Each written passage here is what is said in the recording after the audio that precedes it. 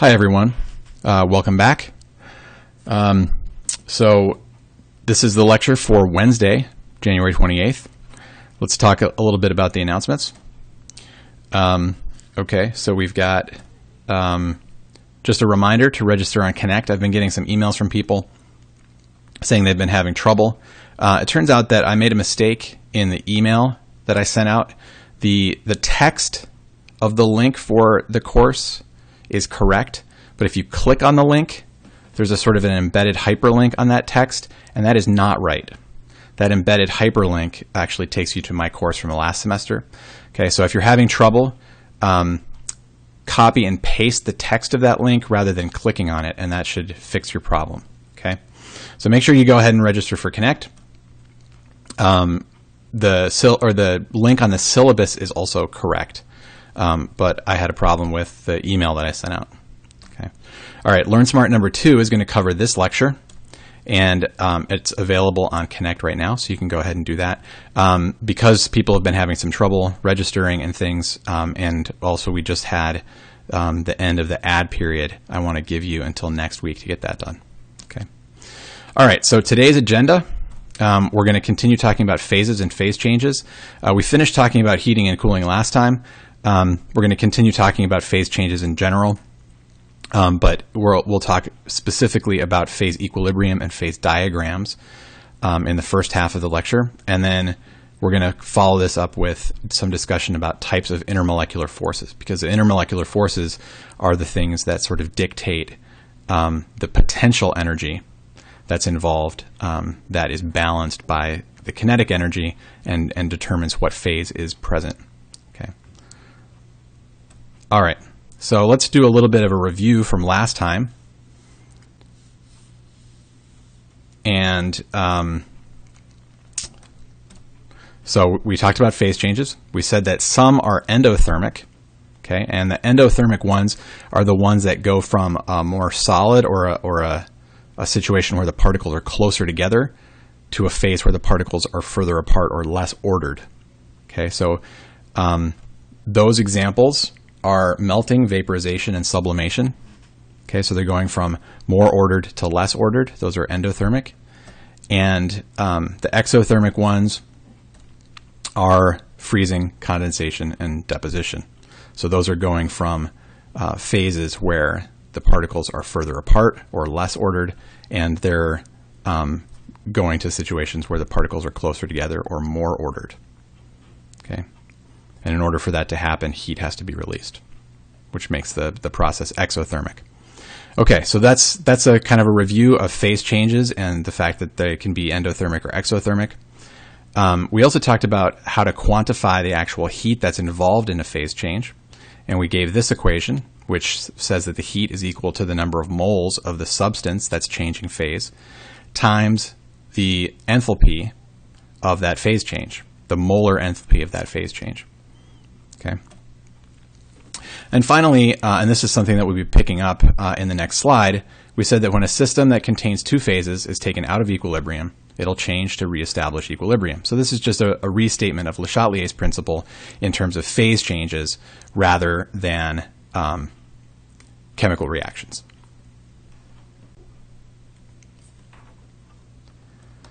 Okay, so let's talk a little bit more about phase changes and equilibrium. Okay, so this is just a slide from last time, and I just want to kind of recap a couple of things. So we said before that in a closed system at constant temperature, phases reach equilibrium with one another. Okay, so the important point here, and this I've underlined it this time, is that this has to be a closed system. Okay, if I were to pull out the stopper here, eventually the liquid would all evaporate, right? We know that if you spill liquid and you wait long enough, it evaporates into the atmosphere. Okay, but if you have liquid in a closed container like a milk jug, it doesn't evaporate into the atmosphere, right? And that's because eventually the milk jug fills up with essentially milk gas, and you get an equilibrium established. Okay, so you have particles leaving the liquid, but they don't escape. They stay in the container, and then at some point they may go back into the liquid. Okay, but the point is, at equilibrium, like we said before, the rate of vaporization and the rate of condensation are equal. Okay. Now, what's important to note here in this graph is that it shows on the y-axis, it shows the pressure of the vapor, and it says at constant temperature. Now, the actual pressure that we're going to actually observe depends on what the temperature is. Okay, so higher temperature is going to imply higher pressure. Lower temperature, at a lower temperature, the system is going to reach equilibrium at a lower pressure. Okay, now why would that be? Why would that be? Okay, well, let's think back to 111. So if we go back to our discussion of the ideal gas law, and we started talking about how you can collect gas over water vapor, or over water rather, and if you do that, then there's going to be some water vapor in the gas phase as well, right? So you have to account for that. Okay, and we showed, or I showed in my lecture, a plot of the vapor pressure of water versus temperature. Okay, and so what you can see here is that the vapor pressure of water goes up as temperature increases. Right, and so if that happens, then what that tells me is that the pressure inside a closed vessel is going to be higher if the temperature is higher. It's going to be lower if the temperature is lower. Okay. Now, this doesn't fully explain why we observe this. Okay. For that, we have to look at a plot of the speeds of particles versus temperature. Okay. And so that's what this is. Okay. So this graph, it's a little confusing. I'll give you that. There's a lot going on here, but let me try to walk you through it.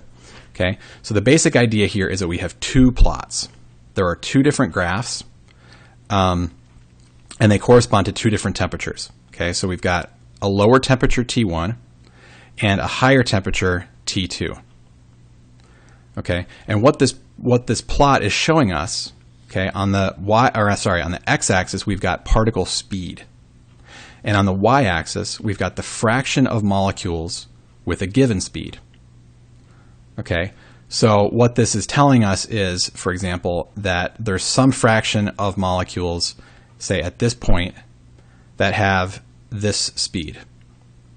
Okay, and what we can see is that at the peak, this is essentially the most common speed at this temperature, and that speed is U1. Okay, so the most common speed for particles at T1 is U1. The most common speed for particles that are at in a system with temperature T2 is this, U2. Okay. So essentially what this is showing us is it's just showing us a curve that represents the probability of finding particles with a specific speed, or the fraction of molecules with a specific speed. Okay, it's two different ways of thinking of the same thing. In any case, the most important part for our discussion happens over here. Okay, and what this arrow represents is the kinetic energy that's needed for a particle to overcome the intermolecular forces in the liquid and escape out into the gas. Okay, so that's what that arrow represents. And so any particle that has a speed higher than the speed denoted by that arrow has enough energy to escape the liquid and go into the gas. Now, what you might be asking, well, what's going on with these areas, these colored regions? Okay, well, those colored regions represent all of the particles that have at least enough energy to escape the gas, or escape into the gas. Okay, and so what you can see is that for T1, the area covered by this colored region is really not all that big. Okay, but for T2, because of the way the curve changes, because of the way that at higher temperatures the curve extends towards further to the right, towards higher speeds, what you find is that many, many more particles have enough energy to escape the liquid and get into the gas. Okay, and so what this means is that there are just going to be a lot more particles in the gas. If you have a lot more particles in the gas, then you've got a higher pressure. Okay, that leads to higher vapor pressure. It leads to a higher pressure in the closed container that we've been discussing. Okay, so the bottom line is at higher temperature, there are more particles that have enough energy to escape the liquid, and that leads to more particles being in the gas.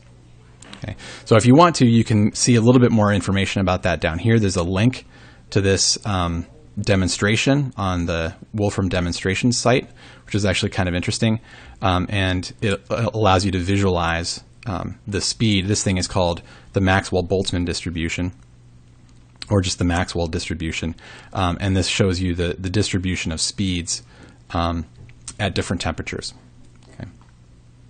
All right, so that was a little bit of an aside to look at what's going on the molecular level to understand why we're going to have higher pressure at higher temperature. Okay, now let's look at some applications of that. Okay, so we've talked before about boiling. We didn't really talk about it in terms of vapor pressure, but now let's kind of connect the dots. Okay, so boiling, we said, is the formation of gas bubbles inside a liquid. Okay, so if you've ever done any kind of cooking or anything like that, you know that this is the case. Now, we also know that since we're in a room doing our cooking, the atmosphere is pressing on everything, right? It's pressing on the liquid, it's pressing on me. Okay, since it's pressing on the liquid, if the pressure in the liquid, if the pressure in the bubble, in the gas bubble, isn't high enough, then the external atmospheric pressure will just cause the bubble to collapse. Okay, and you'll see this sometimes when you first start boiling liquid. These bubbles will form at the bottom, but they don't actually make it all the way up to the top. Before they get to the top, they disappear. Okay, so the atmospheric pressure has caused those bubbles to collapse again.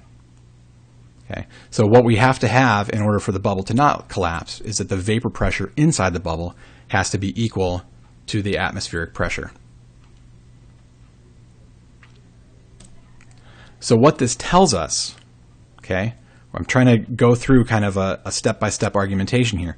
What this tells us is if the bubble is not going to collapse, it needs to have a vapor pressure that's equal to the atmospheric pressure, which means that the boiling point is the temperature at which the vapor pressure of the liquid is equal to the atmospheric pressure. Okay, the boiling point is the temperature at which the vapor pressure of the liquid equals the atmospheric pressure. Okay, and you can see this if you go back, let me go back here to this plot, right? So we can see here that this point is at 100 degrees C and about 760 torr. Okay, 760 torr is 1 atmosphere. So that's atmospheric pressure. So what this is saying is that 100 degrees C, that at this point, okay, the vapor pressure of the water at the boiling point is the same as the atmospheric pressure. Okay, so we can see this straight from the graph. Okay, let's move on here. All right, so I'm going to do a little bit more argumentation here. Try to reason through some things. So if we said that, let's do a thought experiment. So let's say we've got higher atmospheric pressure. Okay, so if I'm going to boil something and my atmospheric pressure is higher, then I need higher vapor pressure in the bubbles, right, in order for them to not collapse. If I need to have higher vapor pressure, those gas molecules in the bubble have to have more energy. I need to have more of them, and they need to have more energy. But more energy requires a higher temperature.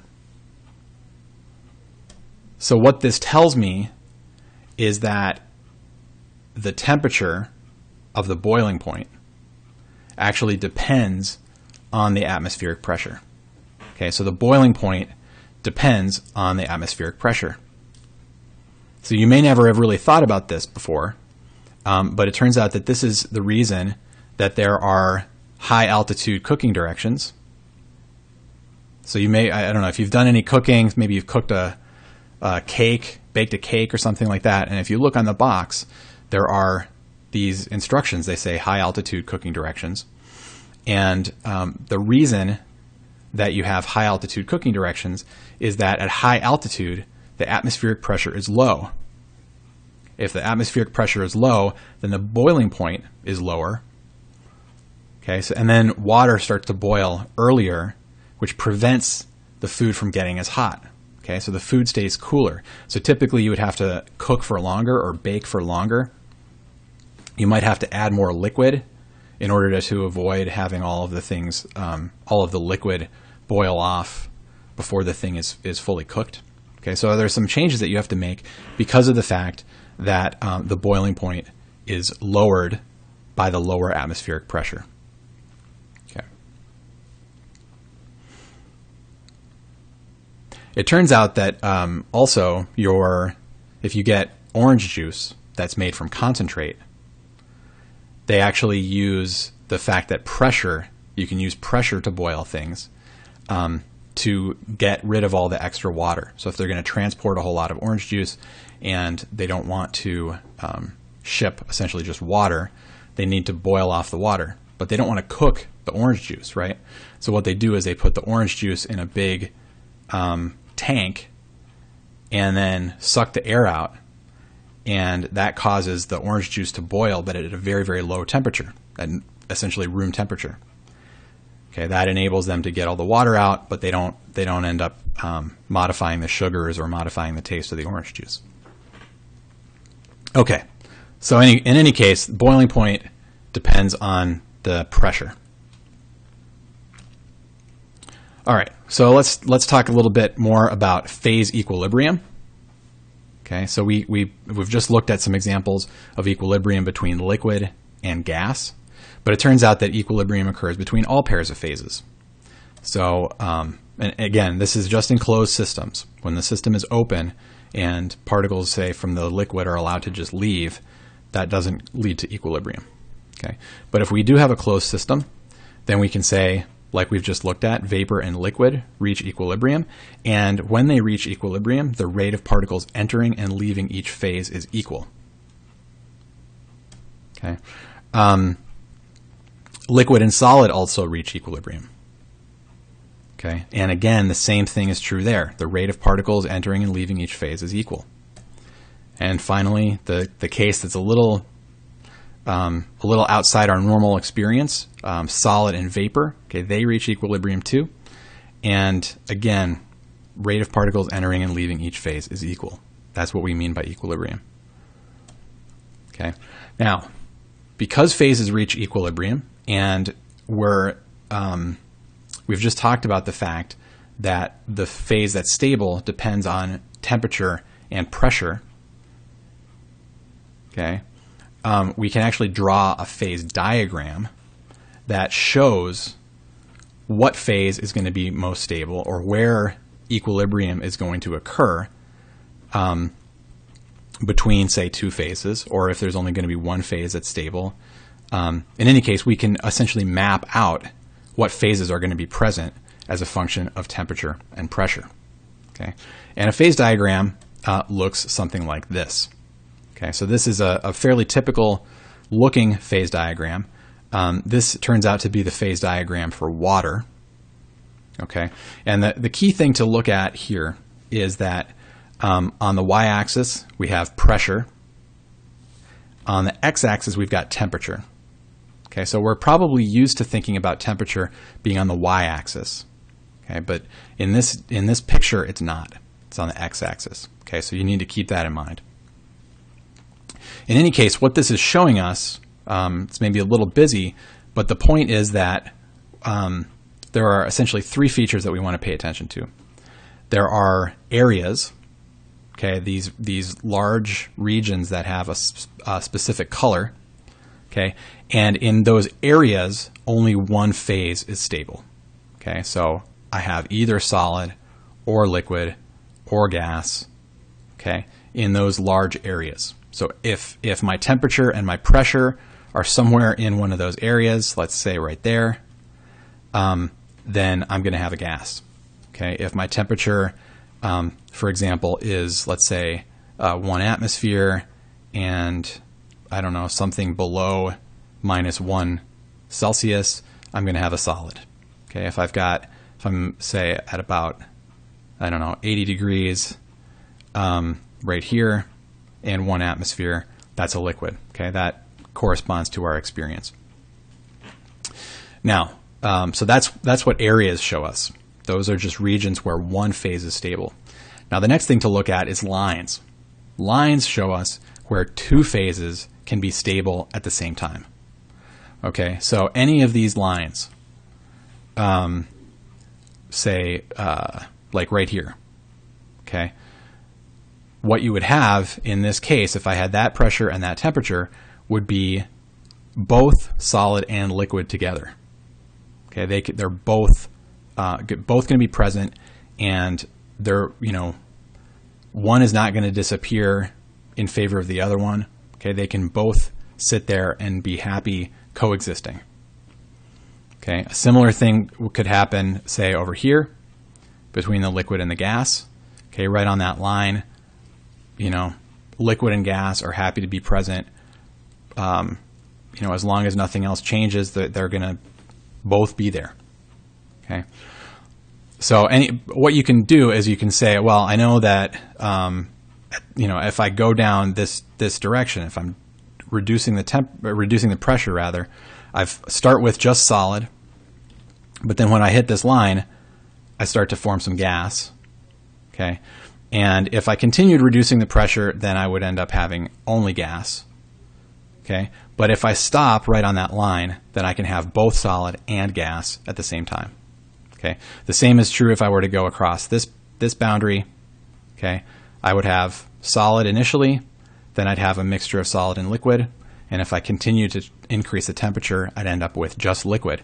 But if I stopped right on that line, if I stopped changing my temperature and pressure, I would end up with a mix of solid and liquid, and that mix would stay there. It wouldn't disappear into just liquid or just solid. I could have both at the same time. Okay. So phase diagrams are really helpful because they enable you to figure out, given a particular value of temperature and pressure, you can know what phase is going to be present or what phases are going to be present. Okay, the last thing that I want to talk about is these the triple point and the critical point. Okay, so these are points. So we've talked about areas where there's only one phase present. We've got lines where there are two phases present, and points, and now you can maybe figure that at a point there's going to be three phases present. Okay, so that's true of the triple point, which is right here. And you can imagine that because it sits at the boundary of solid, liquid, and gas, that at the triple point you can actually have all three of those things in equilibrium together at the same time. Okay, but that occurs only at a very, very specific temperature and pressure. Okay, that's right here. Now, the final thing that I'm going to point out is the critical point. This is not, it's not like the triple point in that you don't really have three phases present. What the critical point indicates, and you can see that the line sort of ends right at the critical point. What it tells you is at this point, the distinction between liquid and gas essentially stops making sense. If you start here and here with a liquid and a gas, okay, and you move in like that, what you're going to find is that the densities of those two things, the liquid and the gas, change to the point where they become the same. And then at that point, it's not clear, is this a liquid or a gas? Well, it's, who knows? You know, it's in that case, what people call this thing is a supercritical fluid. So it's either a high density gas or it's a low density liquid. Okay, but we're not going to talk too much about critical points. The other point that we care about more, the triple point, we will talk about, but I just wanted to point out the critical point.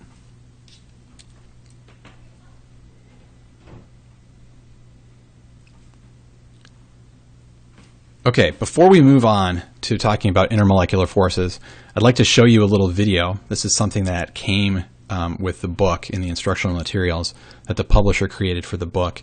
I think it's fairly useful. It's a lot of review of what I just talked about, but it shows a number of pictures and animations and things that I think will help to make this material a little bit clearer. So I'm going to go ahead and show that, and then we'll move on to intermolecular forces. A phase diagram specifies the physical state of a substance as temperature and pressure varies. The diagram consists of regions separated by lines. Each region displays the conditions at which a particular phase is stable. Each line between two regions displays the conditions at which those two phases are in equilibrium. This phase diagram is typical for most substances. In general, lower temperatures and higher pressures correspond to the solid phase. Higher P and T correspond to the liquid phase, and lower P and higher T correspond to the gas phase. Let's take a closer look at the diagram and view the various parts on the molecular level. A magnified view within the solid region shows the regular array of tightly packed particles typical of a crystalline solid. Note that the particles in a solid are not fixed, but jiggle in place about their crystal sites. A magnified view of the liquid reveals a major difference between it and the solid. The particles are still in close contact, but their positions are much less restricted than in the solid, and they roll and tumble around one another. In stark contrast to the solid and liquid phases, a magnified view of the gas shows the particles far apart except when they collide. At any point along the solid-liquid line, the phases are in equilibrium. Melting and freezing are occurring at the same rate. In other words, the same number of particles are moving from the solid to the liquid per unit time as are moving from the liquid to the solid. Similarly, at any point along the liquid-gas line, vaporizing and condensing are occurring at the same rate, which means that the number of particles moving from the liquid to the gas per unit time equals the number moving from the gas to the liquid. Finally, along the solid-gas line, subliming and depositing are occurring at the same rate. That is, the same number of particles are moving from the solid to the gas per unit time as are moving from the gas to the solid. Two other features of the phase diagram are important. The first is that the liquid-gas line ends at a point called the critical point, beyond which the distinction between a liquid and a gas disappears. Let's close in on this point and 2 points very close by to see what this means. At a nearby point in the gas region, the gas is under very high pressure, so the particles are reasonably close to each other. Thus, the density of the gas is relatively high. At a nearby point in the liquid region, the liquid is at a very high temperature, so the particles are beginning to separate from each other. Thus, the density of the liquid is relatively low. As these 2 points approach the critical point, the particles in the gas move even closer together and the density increases, while the particles in the liquid separate even more and the density decreases. At the critical point, the densities become equal and the phase separation between liquid and gas disappears.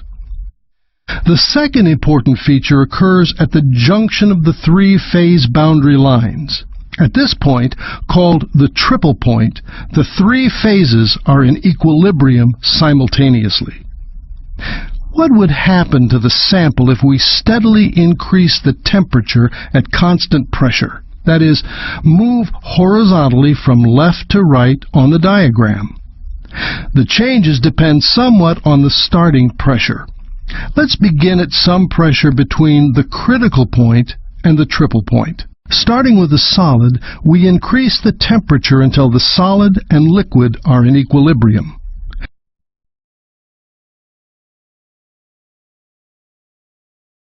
Increase the temperature above the melting point, and pure liquid exists.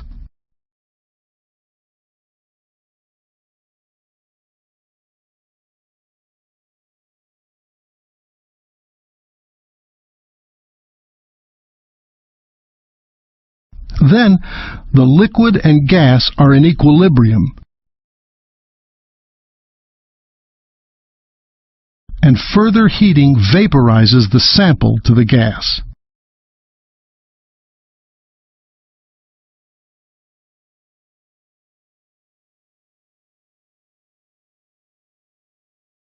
Suppose we had begun at some pressure below the triple point pressure. We begin with the solid as before, but heating brings the solid into equilibrium with the gas, not with the liquid. And further heating sublimes the solid to the gas. Carbon dioxide behaves this way. It has a triple point pressure of 5.1 atmospheres. Warming a piece of dry ice at ordinary room pressures of around 1 atmosphere changes it directly into the gas. Liquid CO2 is not stable at 1 atmosphere. Now, let's see the changes the sample undergoes as we decrease the pressure at constant temperature. That is, move down the phase diagram. Here, the starting temperature determines how the sample changes. If we start with the solid at some temperature higher than the triple point temperature and lower the pressure, we first reach the solid-liquid equilibrium state. Thus, the sample melts due only to a change in pressure.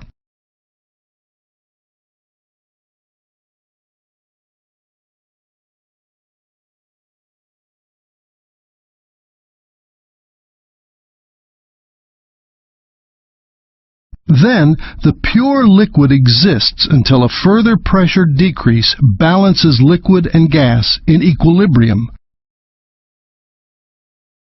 And finally, the pure gas.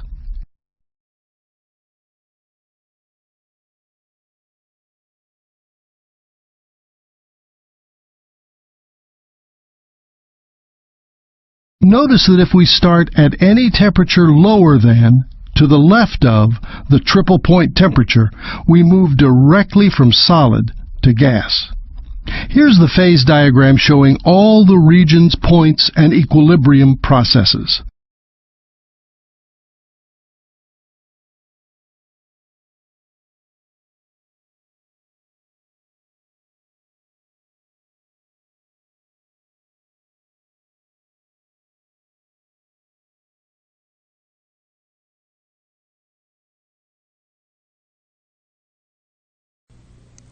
Okay, so that wraps up our discussion of equilibrium and phases.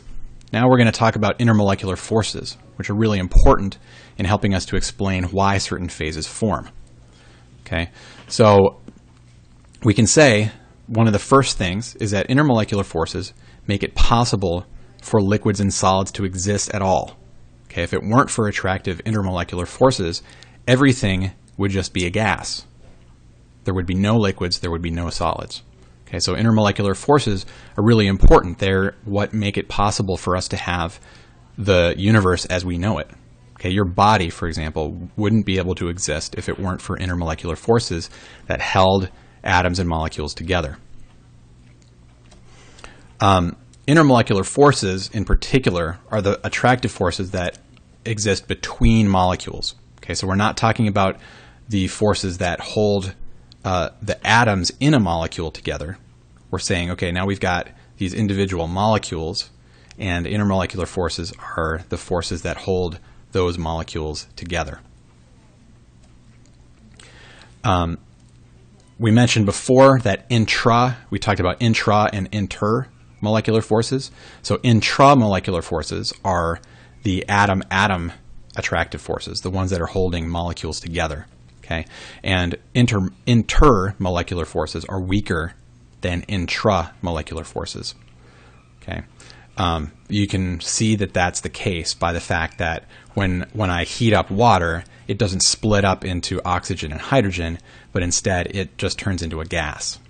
Okay, so the intermolecular forces that were holding the water molecules together to form the liquid water, those things break and water becomes a gas, but it doesn't become individual oxygens and hydrogens, okay? Because the amount of energy that would be necessary to break water up into individual hydrogens and oxygens is quite a bit more than the energy that's required to break these intermolecular forces between the water molecules.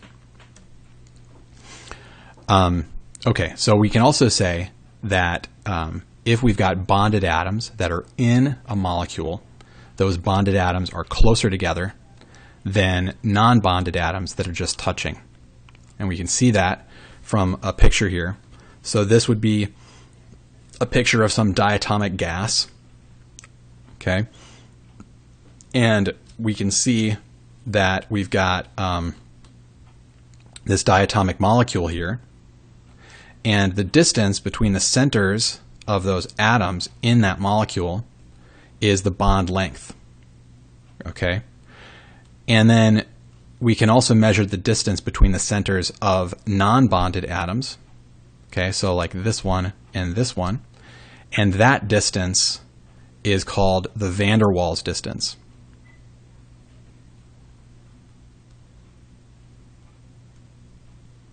Okay, van der Waals distance. So we've got the bond distance, or the bond length, and the van der Waals distance. Okay, we can also divide the van der Waals distance in two, and that gives us the van der Waals radius. So that's essentially the radius of the atom, right? And the covalent radius is just the bond length divided by 2. So this gives us a sense for the different sizes. So when you have atoms that are bonded, they're much closer together than if they're just touching and being attracted to one another through intermolecular forces. There are a number of different possible intermolecular forces, and we're going to try to catalog those. Okay, the intermolecular forces that we're talking about right now, all we're doing is talking about pure substances. Okay, so the intermolecular forces that are present between two molecules of the same type, the same substance. Okay, there are many more possibilities when we start looking at the forces that can exist between different substances. Okay, but we're not talking about that in this chapter. Okay, so when we're talking about intermolecular forces in pure substances, there are really 3 that we can talk about. Okay, and we'll discuss these 3 main types. There are some others, okay, but these are the main ones that are worth spending time on. So one of them is what is called a dipole-dipole force. Okay, and this dipole-dipole force exists only in polar molecules. Okay, so you spent some time thinking about polarity of molecules at the end of Chem 111 and at the beginning in lab of Chem 112. Okay, so dipole-dipole forces only exist when there is actually a dipole, when the molecule is polar. So that limits the scope. Not all molecules are going to experience dipole-dipole forces. We've also got hydrogen bonds, which is a kind of a special case of a dipole-dipole force, but these tend to be very strong. Okay, and these occur only in molecules that have a hydrogen bond, or sorry, a hydrogen atom that's bonded to a very small, very electronegative atom. And classic examples are fluorine, oxygen, and nitrogen. Okay, so in order to have hydrogen bonding, you need to have a hydrogen bonded to fluorine, oxygen, or nitrogen. We'll talk about this in more detail in a couple of slides. And then finally, we're going to talk about dispersion forces. Dispersion forces occur between all molecules.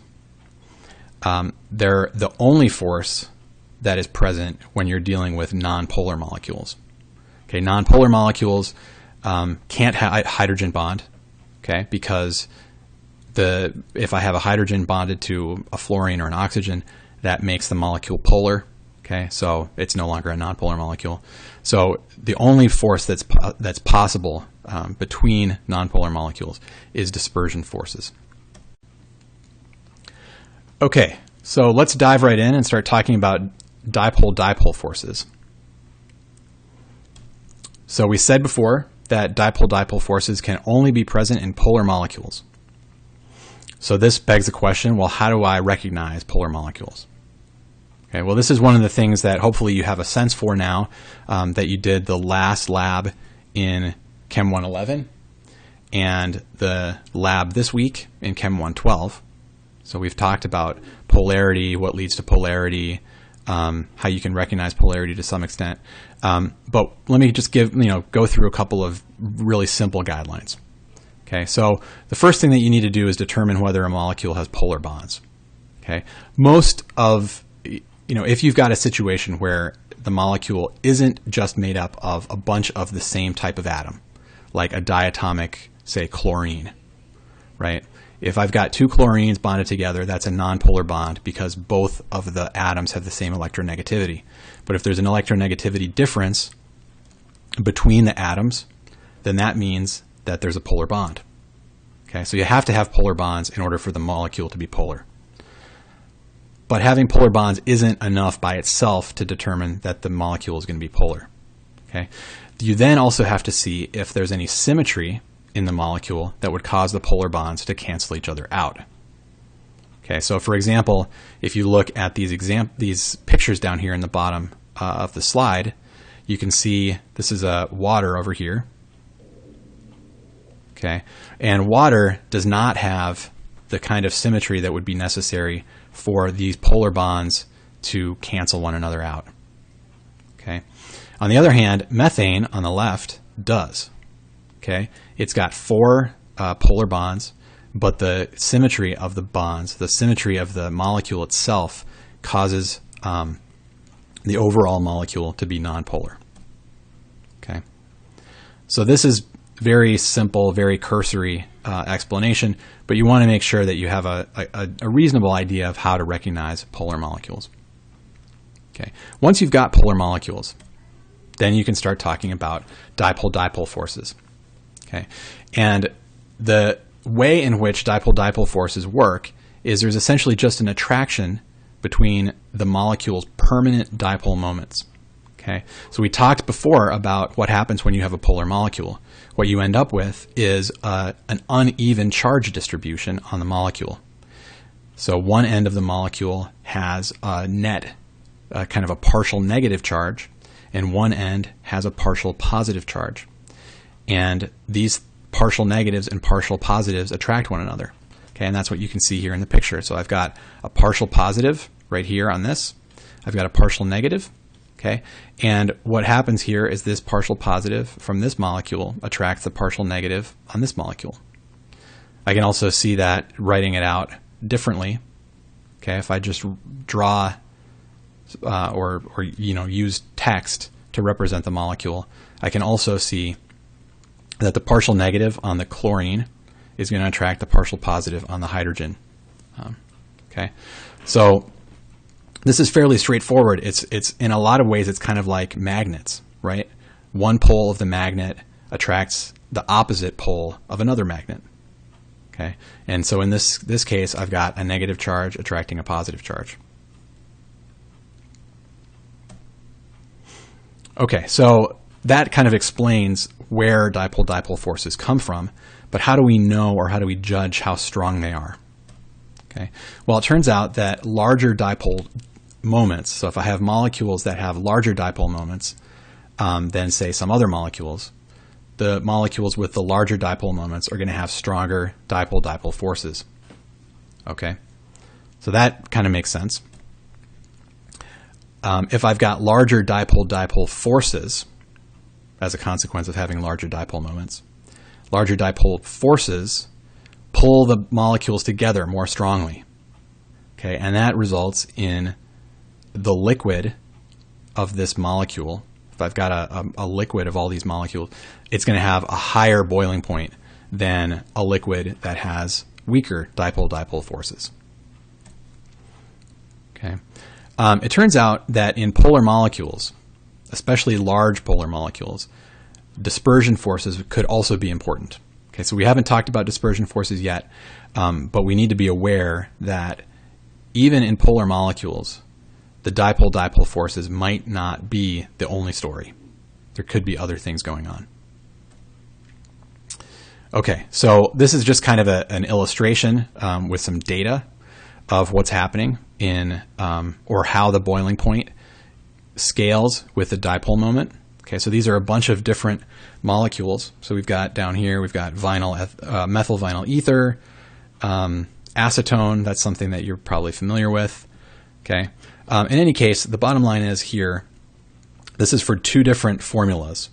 Okay, so these molecules with the diamond, they all have the same formula, but the atoms are arranged in different ways, so they have different dipole moments. Okay, and similarly, the circles, they have the same chemical formula, but the atoms are arranged in different ways so that they have different dipole moments. And what you can see, it's not a perfect trend. Okay, so that indicates there could be other things going on, like I said, dispersion forces. It's not a perfect trend, but in general, what you can see is that as the dipole moment increases, the boiling point increases. So this is telling us that the dipole moment is tending to cause the boiling point to increase. Stronger dipole moment, or larger dipole moment, means stronger dipole-dipole forces. Stronger dipole-dipole forces leads to a higher boiling point in general. Okay. So let's move on to the next type of bonding. This is hydrogen bonding. Now, despite the fact that we've got the word bonding here, this is not a covalent bond. Okay, so we need to remember that this is not a covalent bond. It is a very strong intermolecular force, but it's not a covalent bond. Okay, we can think of it instead as kind of like a super dipole-dipole force. This tends to be the strongest intermolecular force, although I'll qualify that a little bit when we talk about dispersion forces. And we said before that it's present only in molecules where I've got a hydrogen that's bonded directly to a fluorine, oxygen, or nitrogen. Okay, the H has to be bonded directly to the fluorine, oxygen, or nitrogen. It won't work, if I have a molecule that's got a fluorine on one end and a hydrogen on the other, and they're not bonded together, you're not going to see hydrogen bonding. Okay. Okay, so let's talk about the origin of hydrogen bonding. So the basic idea here is that you've got this highly electronegative fluorine, oxygen, or nitrogen, and it pulls really strongly on the hydrogen's electron. So it says electrons. It's only going to be one electron, right? And that creates a positive partial charge on hydrogen. This positive charge is then very strongly attracted to the negatively charged regions on other molecules. So in this way, it's really quite similar to dipole-dipole forces, right? Because I've got a positive charge being attracted to a negative charge on a different molecule, right? But what you can see is that in this case, the hydrogen-oxygen bond produces a partial positive charge on this molecule and a partial negative charge on the same molecule, okay? And then on the other molecule, I've got the partial positive charge being attracted to the partial negative charge, okay? The fact that these highly electronegative atoms like oxygen pull very strongly on the hydrogen leads to a very polar bond here. And the polarity of that bond is actually not seen all that well in the overall dipole moment of the molecule. Okay, the overall dipole moment of the molecule may be smaller in general, but the fact that you've got this very polar bond means that you've got actually quite, on the positively charged parts, they're actually quite positively charged, and the negatively charged parts are quite negatively charged. And so that leads to a very energetic or a very powerful attraction. And what's interesting about this is because these molecules are, because this bonding between the F or the O and the N and the hydrogen, okay, because I've got this bonding between the highly electronegative and the hydrogen atoms on all of the molecules, these molecules can actually line up in these sort of patterns. And so what this is essentially a picture of ice. Okay, and ice forms in this crystalline manner because of the hydrogen bonds between the water molecules.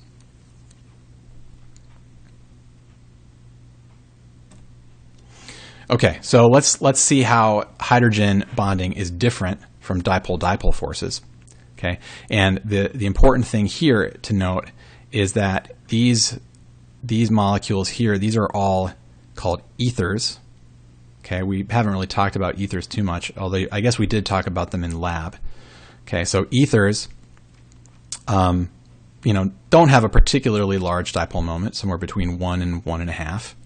Okay, but if I rearrange the atoms in the ether, okay, and turn it into an alcohol, okay, essentially what I'm doing is I'm taking the oxygen out of the middle and I'm putting it on the end. Okay, if I do that, then in spite of the fact, well, so the dipole moment goes up a little bit, but the boiling point goes up a huge amount. Okay, and you see that in all of these ethers, that the slope of this line between the ether and the alcohol is really, really high. So that indicates that the change in boiling point as a consequence of rearranging the atoms in the molecule. So these things, they all have the same chemical formula, right? Anything with this symbol has a formula C2H6O. Okay, but for the ether, the O shows up in the middle, and the alcohol, the O shows up on the end, is part of an OH group, and that OH group can hydrogen bond with other alcohol molecules, and that leads it to have a much, much higher boiling point. In contrast, if I rearrange, say, an ether like this one into an aldehyde or a ketone, its dipole moment actually goes up a lot, but its boiling point doesn't go up all that much. Okay? And so you can essentially just explain the change in boiling point for the aldehydes and ketones through stronger dipole-dipole forces. But there's no hydrogen bonding there, so you don't see this huge jump in boiling point.